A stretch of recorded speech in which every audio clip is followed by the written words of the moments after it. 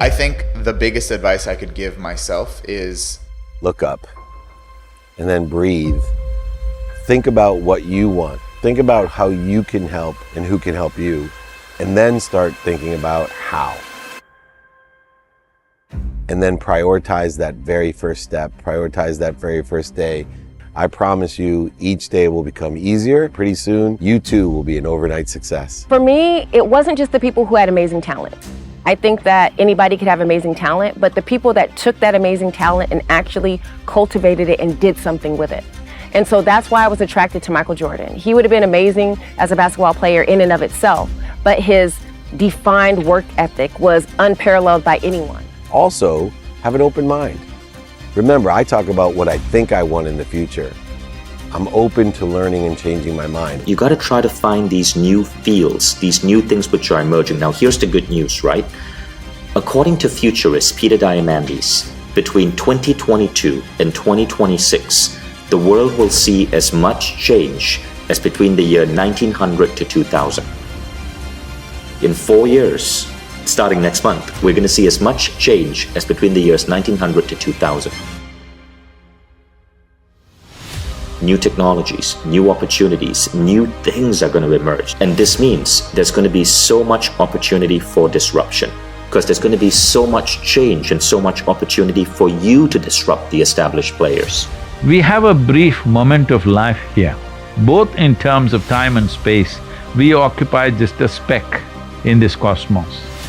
So let's not think too much about ourselves. If we understand the context of our existence, we are just a small pop-up on this planet and will pop out.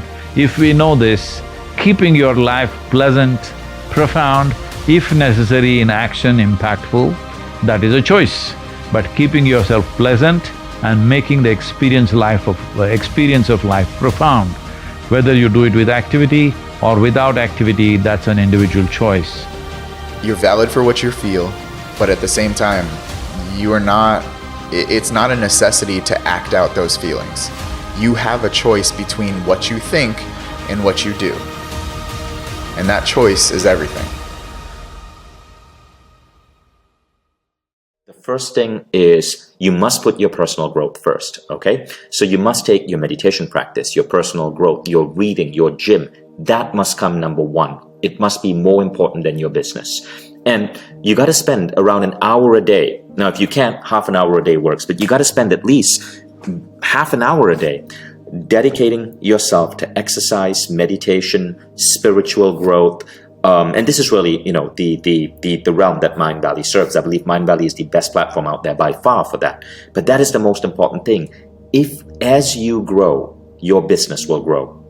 Now, this advice doesn't come from me. This advice comes from Sri Kumar Rao, the great MBA professor at Kellogg and London Business School. And he says the biggest thing that MBA students are not being taught is that their life shouldn't be about their business. Rather, their life should be about their personal growth. Their business is nothing more than the greatest vehicle for that growth. Your business, in short, is like a gym. It teaches you leadership. It teaches you perseverance. It teaches you stress resilience. It teaches you how to plan. But it is not you. You are you. Your personal growth is what should be number one. Your business is just a vehicle. Rao says if your business gets to $1 billion, it doesn't matter. The question is, did you grow? If your business fails, it doesn't matter. The question is, did you grow? Now, when you take that attitude, you become far more successful as an entrepreneur, far more successful in business. I cannot tell you the number of businesses I've had that have failed. I shared one, the early version of Instagram, that was so painful, but I learned from it. And it gave me the wisdom to go on to the next one, and the next one, and the next one.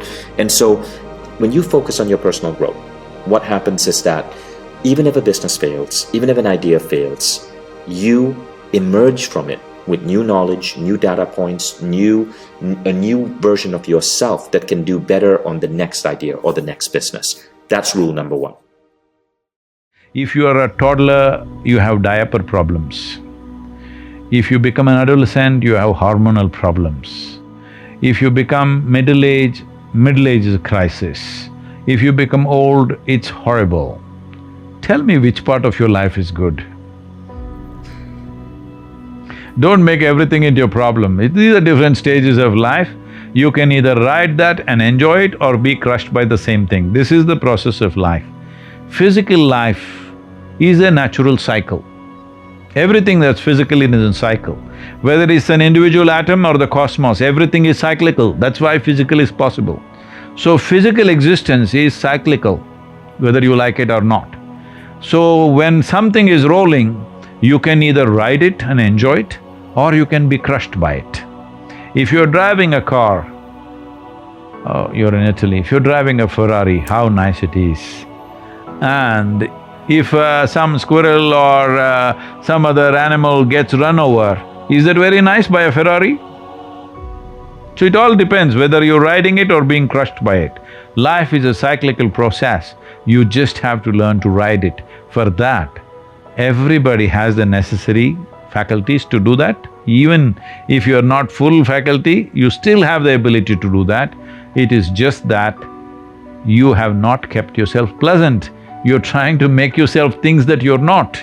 Find someone who sits in a position that you want to be in. The fastest way to get to where you want to be, find someone that's already there and ask them for help. You would be amazed how many older, successful people want to help. So don't talk yourself out of asking for help. But also, one of my favorite ones is show me your friends and I'll show you your future. I see so many people surrounding themselves. See, your frequency is your neighborhood. And let me explain what that means, is your frequency is created by your neighbors. And if you're sitting in the projects on a lawn chair drinking a Colt 45, you may have all the skills in the world, all the knowledge in the world, all the desire in the world. And when you turn to your buddy on the lawn chair drinking and you say, hey, can you help me?